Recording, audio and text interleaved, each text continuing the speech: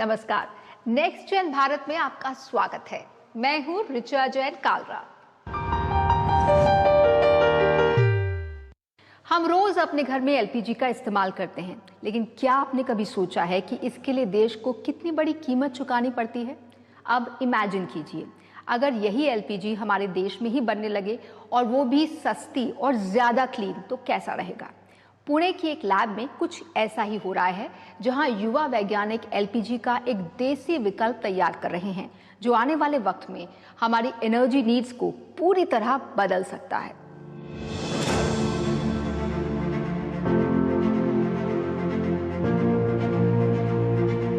आप और हम अपने घरों में एलपीजी सिलेंडर का इस्तेमाल करते हैं, लेकिन हमारा देश उसके लिए हजारों करोड़ रुपए अपने फॉरेन एक्सचेंज से देता है। इस वक्त मैं मौजूद हूं पुणे के प्रतिष्ठित CSIR NCL लैब के अंदर। यही बना है भारत का सबसे पहला स्वदेशी एलपीजी का अल्टरनेटिव DME यानी डाई मिथाइल ईथर।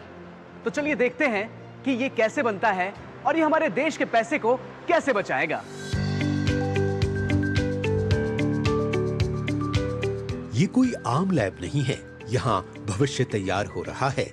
ये है नेक्स्ट जेन भारत का डीप टेक इनोवेशन।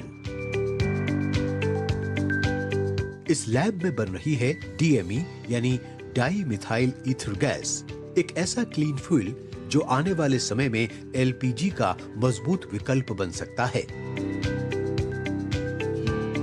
सबसे खास बात, इसे बनाने के लिए हमें विदेशों पर निर्भर नहीं रहना पड़ेगा। कोयला, बायोमास या मिथेनॉल यानी जो संसाधन हमारे पास हैं, उन्हीं से ये गैस तैयार हो रही है। मतलब फ्यूल भी अपना और टेक्नोलॉजी भी अपनी। See, the LPG and DME is almost equivalent. It's a gas, but calorific value little different. The burning capacity, the layman terms. So it can easily blendable. This only DME is available in the world as on today.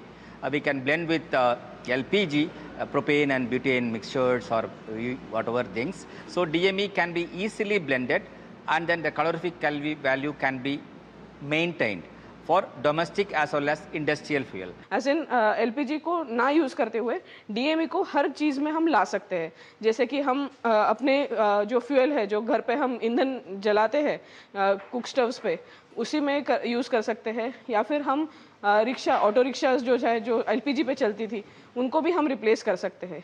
यही नहीं, पर diesel generators जो भी है, उनको भी ये replace करने की क्षमता रखता है।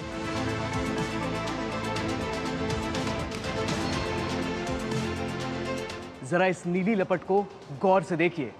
ये कोई आम आग नहीं है, ये आत्मनिर्भर भारत की पहचान है। ये गैस इतनी क्लीन है कि इससे जीरो पोल्यूशन होता है। और सबसे मजेदार बात क्या है पता है? NCL रातों रात आपके गैस सिलेंडर को नहीं बदलेगा। इनका मास्टर प्लान है ब्लेंडिंग का। अब ये ब्लेंडिंग क्या है और इससे हमारी इकोनॉमी रॉकेट कैसे बनेगी, चलिए जानते हैं। यानी DME को पूरी तरह रिप्लेस नहीं किया जाएगा, बल्कि शुरुआत होगी LPG के साथ मिलाकर। पहले 20% DME और 80% LPG। और सबसे अच्छी बात, आपको अपना चूल्हा या सिलेंडर बदलने की जरूरत ही नहीं पड़ेगी। लेकिन फायदा सीधा देश को, क्योंकि इससे LPG का इंपोर्ट सीधे 20% तक कम हो सकता है। अगर हम 0 से 20% तक DME ये LPG में मिक्स करके यूज़ करते हैं घरेलू उपकरणों में, जैसे घरेलू LPG या घरेलू बाकी चीज़ों में, तो हम विश्वास के साथ ये कह सकते हैं कि इंडिया अपना खुद का काफ़ी हद तक जो खर्च होने वाला विदेशी भंडार है वो बचा सकता है। और विदेशी मुद्रा में एक तरीके से जो पड़ने वाला तनाव है, वो इस तरीके से हम एनर्जी सेक्टर में मिनिमम हम कम कर सकते हैं।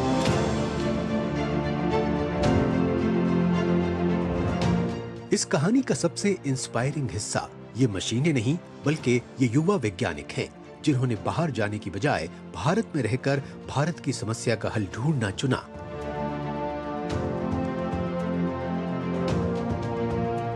ये नई पीढ़ी सिर्फ किताबों में टेक्नोलॉजी नहीं पढ़ रही, बल्कि उसे बना भी रही है।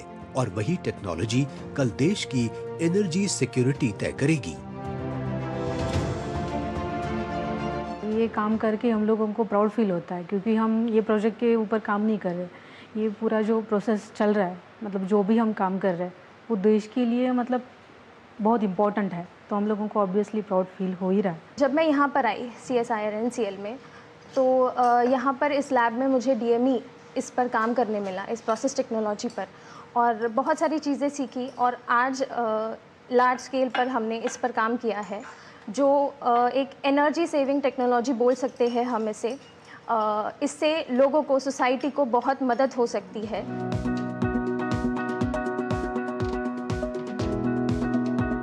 तो पुणे के NCL लैब से एक बात तो क्लियर है कि हमारे युवा वैज्ञानिक कुछ ऐसा काम कर रहे हैं जिससे भारत की बाहर के गैसों पर निर्भरता खत्म होगी।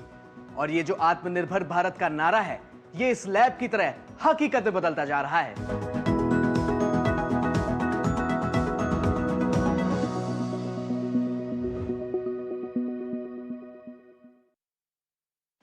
बढ़ती ग्लोबल वार्मिंग और प्लास्टिक के कचरे की समस्या के बीच रिसाइकलिंग में नए नए प्रयोग हो रहे हैं। क्या आप जानते हैं वेस्ट प्लास्टिक से सड़कें बनाई जा रही हैं? छत्तीसगढ़ में ये प्रयोग काफी कामयाब रहा है। यहाँ प्लास्टिक के कचरे को रिसाइकिल कर मजबूत और टिकाऊ सड़कें बनी हैं। लोगों के लिए ये रोजगार का भी साधन बना है। तो आइए देखते हैं प्लास्टिक का ये अनोखा इस्तेमाल। छत्तीसगढ़ के सरगुजा जिले के बतौली विकास खंड के सुपारवारा का ये वेस्ट कलेक्शन सेंटर अब बदलाव की नई मिसाल बन रहा है, जहां प्लास्टिक कचरे को नई जिंदगी दी जा रही है। जो प्लास्टिक कभी पर्यावरण के लिए खतरा था, आज वही कमाई का जरिया बन चुका है। स्वच्छ भारत मिशन ग्रामीण से जुड़ी महिलाओं को अब 25 रुपए प्रति किलो तक मिल रहा है। यहाँ कचरे को इकट्ठा कर छांटा, धोया और काटा जाता है, फिर मशीन में पिघलाकर छोटे दानों में बदला जाता है। इसी प्लास्टिक को दरिमा के SRF सेंटर से खरीदकर PMJSY के तहत सड़क निर्माण में इस्तेमाल किया जा रहा है। ये पहल सफाई के साथ साथ गांव में रोजगार के नए रास्ते भी खोल रही है। अंतर्गत जिला सरगुजा में हमने विगत 15 अगस्त 2025 को दरिमा क्षेत्र में प्लास्टिक प्रोसेसिंग यूनिट का निर्माण किया, और वो प्लास्टिक प्रोसेसिंग यूनिट में हमने PPP मॉडल में उस पर काम करना प्रारंभ कर दिया है। और वहाँ पर अब छोटे छोटे प्लास्टिक के दाने बन रहे हैं। और जैसा कि डिमांड आ रही है, PMGSY पूरे ज़िले में काफ़ी ज़्यादा जनमन की सड़कें बना रहा है, और उन सड़कों में प्लास्टिक वेस्ट का उपयोग किया जाना है। जिले में संचालित मटेरियल रिकवरी फैसिलिटी यानी MRF सेंटर में प्रोसेस किए गए प्लास्टिक वेस्ट का इस्तेमाल प्रधानमंत्री ग्राम सड़क योजना के तहत मैनपाट में बन रही सड़क में किया जा रहा है। करीब 1 किलोमीटर लंबी सड़क में लगभग 500 किलो प्लास्टिक वेस्ट मिलाया गया है। नगरीय और ग्रामीण क्षेत्रों में जो प्लास्टिक वेस्ट का क्रिएशन हो रहा है, उसके डिस्पोजल के लिए यहाँ पर जो प्लास्टिक वेस्ट डिस्पोजल सेंटर है, उससे जो प्लास्टिक वेस्ट के निस्तारण के बाद उनको PMGSY की रोड जो बन रही है ज़िले में, उसमें प्रयोग किया जा रहा है। अभी प्रथम चरण में 500 kg प्लास्टिक वेस्ट का प्रयोग किया गया है। आगे आने वाले चरणों में PMGSY की रोड्स में इसका अधिक से अधिक प्रयोग सुनिश्चित किया जाएगा। स्थानीय लोगों का कहना है कि प्लास्टिक मिक्स से बनी ये सड़क सामान्य डामर की सड़कों के मुकाबले ज्यादा मजबूत और टिकाऊ होगी। आने वाले समय में इस केंद्र से और अधिक प्लास्टिक वेस्ट का इस्तेमाल सड़क निर्माण में किया जाएगा, जो न सिर्फ कचरे की समस्या का समाधान है, बल्कि टिकाऊ विकास की दिशा में एक बड़ा कदम भी है।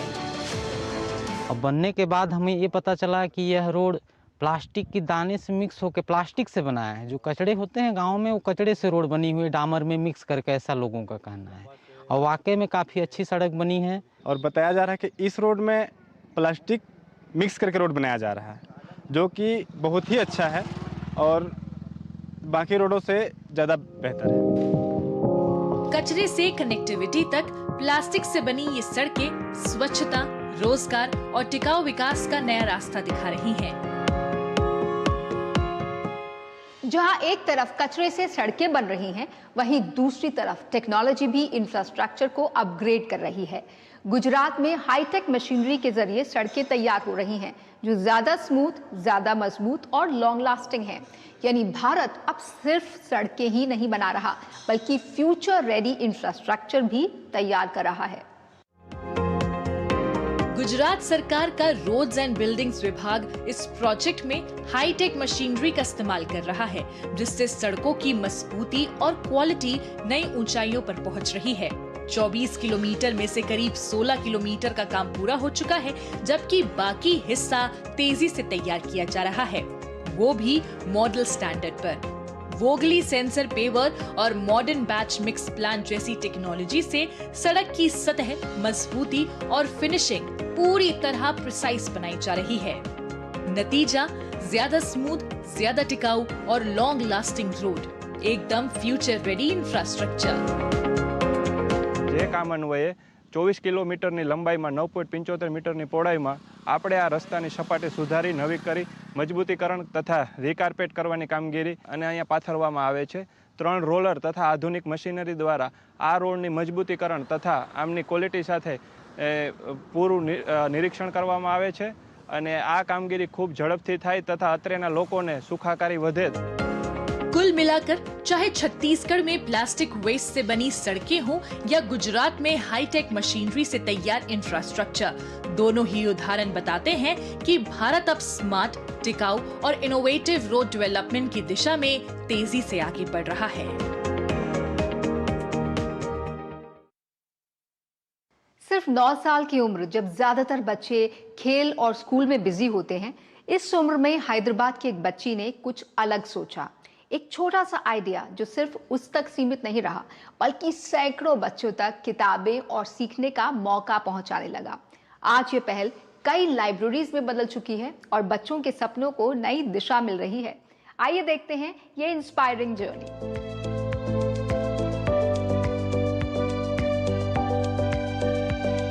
किसी भी शहर की पहचान वहाँ की सड़कें और इमारतों से नहीं बनती, बल्कि वहाँ रह रहे लोगों के जज्बे और सपने से बनती है। कुछ लोग ऐसे होते हैं समाज में जिनके प्रयास से समाज में बदलाव आता है। आज हम आपको हैदराबाद की एक ऐसी छात्रा से मिलाएंगे जिनके खुद के प्रयास से तेलंगाना और तमिलनाडु में अब तक 24 लाइब्रेरी खुल चुके हैं। ये है हैदराबाद पब्लिक स्कूल, जहां से शुरू हुई एक खास सोच। स्कूल के बाद घर लौटती आकर्षणा शायद उस दिन ये नहीं जानती थी कि उनका एक छोटा सा कदम हजारों बच्चों की जिंदगी बदल देगा। जब वो महज 9 वर्ष की थी, तब उन्होंने शुरू किया द ओपन लाइब्रेरीज, एक ऐसी पहल जो किताबों को उन बच्चों तक पहुंचा रही है जिनके पास सपने तो हैं, लेकिन उन्हें पूरा करने का मौका नहीं। मैंने इस जर्नी शुरू हुआ जब मैंने MNJ कैंसर हॉस्पिटल के लिए फूड को डिस्ट्रीब्यूट करने के लिए गया था। तब कैंसर चिल्ड्रन ने पूछा कि दीदी हमारे पास कोई एंगेजिंग एक्टिविटी नहीं है, हमको पुस्तक चाहिए। तो इसलिए मैंने अपार्टमेंट नेबर्स से, फैमिली मेम्बर्स से और स्कूल फ्रेंड से पुस्तक लेकर डोनेट किया वहाँ। और डायरेक्टर ने सजेस्ट किया कि एक पुस्तकालय बनाओ, एक लाइब्रेरी बनाओ। उसके बाद मैंने मेरा पहला लाइब्रेरी बनाया जुलाई 2021 में with 1036 books in MNJ cancer children hospital. Corona काल के दौरान जब कई बच्चे पढ़ाई से दूर हो रहे थे, तब आकर्षणा ने तय किया कि वो कुछ अलग करेंगी। उन्होंने घर घर जाकर किताबें इकट्ठा की, दोस्तों, पड़ोसियों और रिश्तेदारों से मदद ली और फिर लाइब्रेरी बनाना शुरू किया। पुलिस स्टेशनों में, अनाथालयों में और उन जगहों पर जहां बच्चों को सबसे ज्यादा जरूरत थी। आज आकर्षणा सिर्फ एक स्टूडेंट नहीं, बल्कि एक इंस्पिरेशन बन चुकी है। उनका स्कूल भी उनकी इस पहल पर गर्व महसूस करता है। हमारे साथ स्कूल की वाइस प्रिंसिपल हैं, उनसे बात करते हैं और जानते हैं आकर्षणा के बारे में। मैम, आकर्षणा के इनिशिएटिव को आप कैसे लेती हैं? सर, हम बहुत प्राउड फील करते हैं। नाम पे ही है उसका जो आकर्षण है, वो छात्र में भी है, पढ़ाई में, एक्स्ट्रा करिकुलर एक्टिविटीज़ में, उसके इनिशिएटिव्स में, हर बात में वो बहुत होनहार रह चुकी है और बहुत एम्पैथी है, दूसरों के बारे में सोचती है। हर एजुकेशन फ़िलॉसफी का यही मकसद है कि हम पढ़ाई तो करते ही हैं, हम सिखाते भी हैं, लेकिन वो सब सीखना चाहिए जो इंसान को इंसान बनाते हैं। आकर्षणा के काम को करीब से समझने के लिए हम पहुंचे एक ऐसे स्थान पर जहां बच्चों के पास सब कुछ नहीं, लेकिन अब किताबें जरूर हैं। यहाँ लाइब्रेरी सिर्फ एक कमरा नहीं, यहाँ से बच्चों को मिल रही है नई सोच, नई जानकारी और खुद पर भरोसा। We are very happy to introduce that Akarshana, a young and energetic girl, came to approaching us to start a library for our children. And these books, around 400 books, are sponsored by her and her family. Akarshana has sponsored a library for us, which is very useful for us, and we are reading that books and acquiring the knowledge from it, information which we don't know, and we are capable of everything to do. आकर्षणा की इस पहल को देश के कई बड़े मंचों पर सराहा गया है। यहाँ तक कि प्रधानमंत्री ने भी मन की बात में उनका जिक्र किया। लेकिन उनके इस सफर में सबसे बड़ा साथ रहा उनके परिवार का, जो हर कदम पर उनके साथ खड़े हैं। She has started collecting books from neighbors and her school friends and the relatives and started setting up libraries. I'm so happy and proud to see that she's just not giving books, she's giving confidence and the dreams to share the knowledge for every children. Many people are supporting her dreams, and as a parents we are supporting her for what she is dreaming to give back to the society. आकर्षणा की कहानी हमें बताती है कि उम्र कभी भी बाधा नहीं बन सकती। अगर इरादे मजबूत हो तो किसी भी चुनौती का सामना किया जा सकता है। आकर्षणा ना सिर्फ बच्चों को किताबें पहुंचा रही हैं, बल्कि समाज में एक शिक्षा के प्रति जागरूकता भी फैला रही हैं।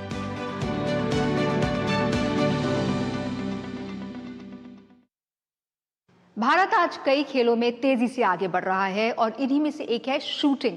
पिछले कुछ सालों में शूटिंग ने भारत को एक नई पहचान दी है और अब बड़ी संख्या में युवा भी इसे करियर के तौर पर अपना रहे हैं। जयपुर की ये मॉडर्न शूटिंग रेंज ऐसे ही टैलेंट को निखार रही है, जहां फोकस, डिसिप्लिन और प्रैक्टिस के दम पर फ्यूचर चैंपियंस तैयार हो रहे हैं। जहां हर निशाना सिर्फ टारगेट पर नहीं बल्कि एक बड़े सपने पर लगाया जाता है। जयपुर के जगतपुरा में बनी ये मॉडर्न शूटिंग रेंज आज युवाओं के लिए उसी सपने का नया पता बनती जा रही है। यहाँ हर दिन खिलाड़ी पूरे फोकस, अनुशासन और मेहनत के साथ खुद को बेहतर बनाने में जुटे नजर आते हैं। राजस्थान राइफल एसोसिएशन की ये रेंज अब एक ऐसे प्लेटफॉर्म के तौर पर उभर रही है जहां टैलेंट को मिल रही है सही ट्रेनिंग, सही माहौल और आगे बढ़ने का मजबूत मौका। बहुत खुशी होती है ये देख के कि भाई राजस्थान अभी नेशनल गेम में टॉप किया है पूरे भारत में, और यहाँ के खिलाड़ी दिन प्रतिदिन आगे बढ़ने की कोशिश कर रहे हैं और ओलंपिक लेवल पे भी काफ़ी आगे जाने की संभावना है खिलाड़ियों की। अब छोटे शहरों और गांव के युवा भी शूटिंग जैसे स्पोर्ट्स में अपनी अलग पहचान बनाने के लिए तेजी से आगे आ रहे हैं। सीमित संसाधनों के बावजूद इनका कॉन्फिडेंस और डेडिकेशन किसी से कम नहीं है। यही वजह है कि आज ये खिलाड़ी बड़े प्लेटफॉर्म्स पर अपनी जगह बना रहे हैं। उन्हीं में से एक है national level shooter Mohini Singh, जिनके अंदर अपने ड्रीम्स को अचीव करने का जुनून साफ दिखाई देता है। उनका फोकस, मेहनत और लगातार बेहतर करने की चाह उन्हें हर दिन अपने लक्ष्य की ओर करीब ले जा रही है। यहाँ की ट्रेनिंग का जो माहौल है बहुत कॉम्पिटिटिव है। एक बहुत बड़ी रेंजेस होती हैं, उसमें फीलिंग आती है कि बहुत सारे कॉम्पिटिटर्स हैं, एक ही लाइन में आपके साथ में खड़े हैं और वही शॉट्स की सेम आवाज़, तो एक फीलिंग आती है जैसे आप बड़े मैचेस में आप खेलते हैं, क्वालिफिकेशंस, फाइनल्स, वो प्रॉपर फीलिंग यहाँ पर आती है। तो ये रेंज एक्सपोजर के लिए बहुत अच्छी है और मेरे आगे के सपने यही है कि मैं प्रैक्टिस प्रॉपर अपनी रेगुलर रखती रहूँ और मेहनत करूँ और इंडिया को ऐसे इंटरनेशनल मैचेस में रिप्रेजेंट करके मेडल लेकर आ सकूँ। ऐसे ही एक और प्लेयर है अंशुल चौधरी, जो कंसिस्टेंट प्रैक्टिस, स्ट्रॉन्ग डिसिप्लिन और शार्प मेंटल फोकस के दम पर अपने गोल की और करीब पहुंचते जा रहे हैं। रोज घंटों की ट्रेनिंग, खुद को लगातार इम्प्रूव करने की कोशिश और हर शॉट के साथ सीखने का एटीट्यूड ही उन्हें दूसरों से अलग बनाता है। शूटिंग सिर्फ एक गेम नहीं है, ये पेशेंस, फोकस और सेल्फ बिलीफ का रियल टेस्ट है, जहां एक छोटी सी गलती भी फर्क डाल सकती है। लेकिन ये यूथ हर दिन खुद को चैलेंज करते हुए, प्रेशर को हैंडल करते हुए और अपने डर को हराते हुए इस गेम को धीरे धीरे मास्टर कर रहे हैं। जो शूटिंग में करियर बनाना चाहते हैं उनके लिए काफ़ी गोल्डन अपॉर्चुनिटी है, क्योंकि आगे जो ओलंपिक्स में हमारा 2024 में भी काफ़ी अच्छा परफॉर्मेंस रहा है इंडिया का।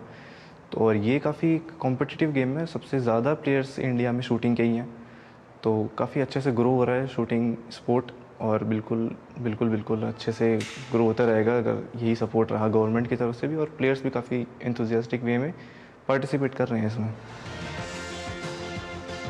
जगतपुरा की ये शूटिंग रेंज सिर्फ एक प्लेटफॉर्म नहीं, बल्कि फ्यूचर चैंपियंस तैयार करने वाली एक मजबूत नींव बनती जा रही है। यहाँ मिलने वाली ट्रेनिंग, एक्सपोजर और कॉम्पिटिटिव माहौल खिलाड़ियों को हर दिन बेहतर बनाने के लिए मोटिवेट करता है। यही वजह है कि यहाँ से निकलने वाले युवा न सिर्फ अपने सपनों को साकार कर रहे हैं, बल्कि देश के लिए भी नई उम्मीद बन रहे हैं। अच्छे टैलेंट को जब अच्छी ट्रेनिंग और सरकारी योजनाओं का सपोर्ट मिलता है तो बड़े सपने भी दूर नहीं लगते। गुजरात की ध्रुवी पांचाल इसकी बेहतरीन मिसाल है। खेलो इंडिया यूनिवर्सिटी गेम्स में गोल्ड मेडल जीतकर अब उनका निशाना ओलंपिक में भारत को जिताने पर है। गुजरात के तापी जिले के वारा की एक साधारण सी लड़की, जिसके सपने बड़े थे लेकिन साधन सीमित, आज उसी लड़की की पहचान देश के उभरते शूटिंग खिलाड़ियों में हो रही है। नाम है ध्रुवी पंचाल। ध्रुवी के सफर की शुरुआत गुजरात सरकार की योजना डिस्ट्रिक्ट लेवल स्पोर्ट्स स्कूल से जुड़ने के बाद हुई, जहां उन्हें सही ट्रेनिंग और नियमित अभ्यास का माहौल मिला। इसके बाद ध्रुवी ने पीछे मुड़कर नहीं देखा और कई प्रतियोगिताओं में उन्होंने लगातार शानदार प्रदर्शन करते हुए मेडल्स की लाइन लगा दी। वहीं साल 2025 में खेलो इंडिया यूनिवर्सिटी गेम्स में 10 metre air rifle mix team event में ध्रुवी पंचाल ने स्वर्ण पदक जीतकर गुजरात का नाम रोशन किया। मेरा राइफल शूटिंग में जब मैं 7th-8th स्टैंडर्ड में थी तब सिलेक्शन हुआ था DLSS स्कीम के थ्रू। उसके बाद मैंने प्रूवन टैलेंट की टेस्ट दी थी। फिर मैंने प्रैक्टिस कंटिन्यू रखी इस फील्ड में, तो मेरा डिस्ट्रिक्ट में फर्स्ट गोल्ड मेडल था। तो मैंने सोचा कि चलो आगे ट्राई करते हैं, तो कंसेक्यूटिव फिर स्टेट में मेडल्स आते रहे। फिर अभी जब 12th स्टैंडर्ड में थी तब नेशनल में भी मेडल था मेरा। अभी मेरा फोकस यही है कि इंडिया को इंटरनेशनली रिप्रेजेंट करूं और ओलंपिक्स में भी गोल्ड मेडल लाए। अब ध्रुवी की निगाहें ओलंपिक में गोल्ड मेडल जीतकर न सिर्फ गुजरात बल्कि पूरे देश का नाम रोशन करने पर टिकी है। ध्रुवी की कहानी इस बात की मिसाल है कि जब खेल योजनाएं जमीन पर सही तरीके से लागू होती हैं, तो वो सिर्फ इंफ्रास्ट्रक्चर नहीं बनाती, वो सपनों को पंख देती हैं। आज के शो में फिलहाल इतना ही। आपसे फिर मुलाकात होगी अगले एपिसोड में। तब तक के लिए नमस्कार।